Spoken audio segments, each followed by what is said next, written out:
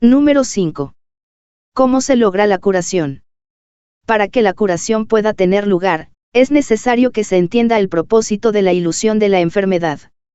Sin ese entendimiento la curación es imposible. Primero, el propósito de la enfermedad.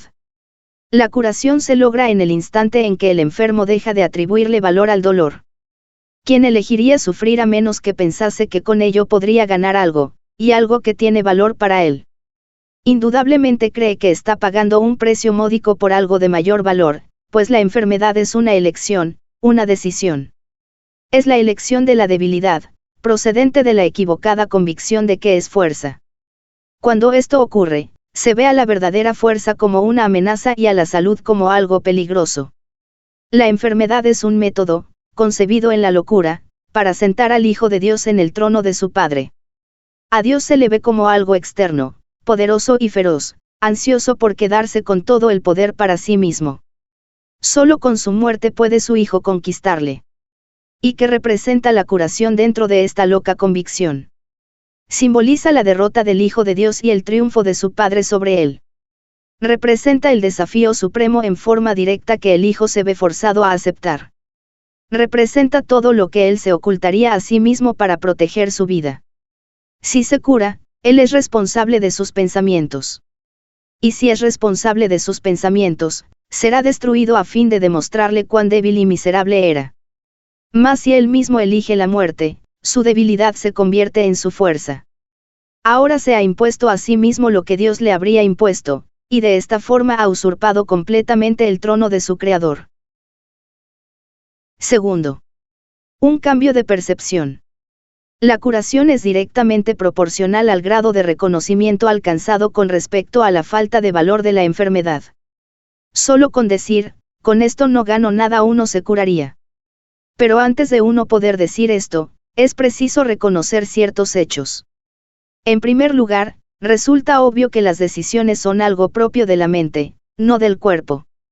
Si la enfermedad no es más que un enfoque defectuoso de solventar problemas, tiene que ser entonces una decisión. Y si es una decisión, es la mente, y no el cuerpo, la que la toma. La resistencia a reconocer este hecho es enorme, ya que la existencia del mundo tal como lo percibes depende de que sea el cuerpo el que toma las decisiones. Términos tales como instintos, reflejos y otros similares, representan intentos de dotar al cuerpo con motivadores no mentales. En realidad, tales términos no hacen más que enunciar o describir el problema, pero no lo resuelven. La base fundamental de la curación es la aceptación del hecho de que la enfermedad es una decisión que la mente ha tomado a fin de lograr un propósito para el cual se vale del cuerpo. Y esto es cierto con respecto a cualquier clase de curación. El paciente que acepta esto se recupera. Si se decide en contra de la recuperación, no sanará. ¿Quién es el médico entonces? La mente del propio paciente. El resultado acabará siendo el que él decida. Agentes especiales parecen atenderle, sin embargo, no hacen otra cosa que dar forma a su elección. Los escoge con vistas a darle forma tangible a sus deseos. Y eso es lo único que hacen. En realidad, no son necesarios en absoluto. El paciente podría sencillamente levantarse sin su ayuda y decir, no tengo ninguna necesidad de esto. No hay ninguna forma de enfermedad que no se curase de inmediato. ¿Qué es lo único que se necesita para que este cambio de percepción tenga lugar? Simplemente esto, el reconocimiento de que la enfermedad es algo propio de la mente, y de que no tiene nada que ver con el cuerpo. ¿Qué te cuesta este reconocimiento? Te cuesta el mundo que ves, pues ya nunca más te parecerá que es el mundo el que gobierna a la mente. Con este reconocimiento se le atribuye la responsabilidad a quien verdaderamente la tiene, no al mundo, sino a aquel que contempla el mundo y lo ve como no es. Pues ve únicamente lo que elige ver. Ni más ni menos. El mundo no le hace nada. Pero él pensaba que le hacía algo. Él tampoco le hace nada al mundo, ya que estaba equivocado con respecto a lo que el mundo era. En esto radica tu liberación de la culpabilidad y de la enfermedad, pues ambas son una misma cosa. Sin embargo, para aceptar esta liberación, la insignificancia del cuerpo tiene que ser una idea aceptable. Con esta idea, el dolor desaparece para siempre. Pero con esta idea desaparece también cualquier confusión acerca de la creación. ¿Cómo podría ser de otra manera? Basta con poner causa y efecto en su verdadera secuencia con respecto a algo para que el aprendizaje se generalice y transforme al mundo. El valor de la transferencia de una idea verdadera no tiene límites ni final. El resultado final de esta lección es el recuerdo de Dios. ¿Qué significado tienen ahora la culpabilidad, la enfermedad, el dolor, los desastres y todos los sufrimientos? Al no tener ningún propósito, no pueden sino desaparecer. Y con ellos desaparecen también todos los efectos que parecían tener. Causa y efecto no son sino una réplica de la creación. Vistos en su verdadera perspectiva, sin distorsiones y sin miedo, restablecen el cielo. Tercero. La función del Maestro de Dios. Si el paciente tiene que cambiar de mentalidad para poderse curar, ¿qué puede hacer el Maestro de Dios? ¿Puede cambiar la mentalidad del paciente por él? Desde luego que no.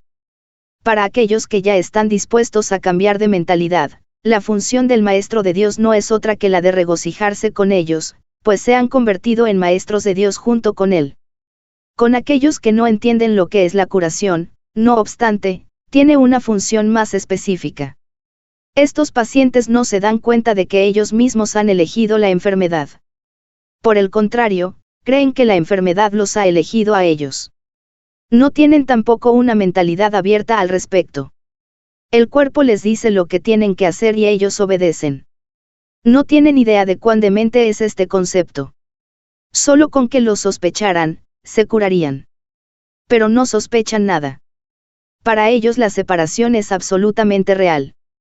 Los maestros de Dios van a estos pacientes representando otra alternativa que dichos pacientes habían olvidado. La simple presencia del Maestro de Dios les sirve de recordatorio. Sus pensamientos piden el derecho de cuestionar lo que el paciente ha aceptado como verdadero. En cuanto que mensajeros de Dios, los maestros de Dios son los símbolos de la salvación. Le piden al paciente que perdone al Hijo de Dios en su nombre. Representan la alternativa. Con la palabra de Dios en sus mentes, vienen como una bendición, no para curar a los enfermos sino para recordarles que hay un remedio que Dios les ha dado ya. No son sus manos las que curan. No son sus voces las que pronuncian la palabra de Dios, sino que dan sencillamente lo que se les ha dado y exhortan dulcemente a sus hermanos a que se aparten de la muerte. He aquí, Hijo de Dios, lo que la vida te puede ofrecer. ¿Prefieres elegir la enfermedad en su lugar? Los maestros de Dios avanzados no toman en consideración, ni por un instante, las formas de enfermedad en las que sus hermanos creen. Hacerlo sería olvidar que todas ellas tienen el mismo propósito y que, por lo tanto, no son en modo alguno diferentes. Los maestros de Dios tratan de oír la voz de Dios en ese hermano que se engaña a sí mismo hasta el punto de creer que el Hijo de Dios puede sufrir. Y le recuerdan que Él no se hizo a sí mismo y que aún es tal como Dios lo creó. Los maestros de Dios reconocen que las ilusiones no pueden tener efectos. La verdad que se encuentra en sus mentes se extiende hasta la verdad que se encuentra en las mentes de sus hermanos, y de este modo no refuerzan sus ilusiones. Así éstas se llevan ante la verdad no se lleva ante ellas. Y de esta manera se disipan, no por medio de la voluntad de otro, sino por medio de la única voluntad que existe en unión consigo misma. Esta es la función de los maestros de Dios, no ver voluntad alguna separada de la suya, ni la suya separada de la de Dios.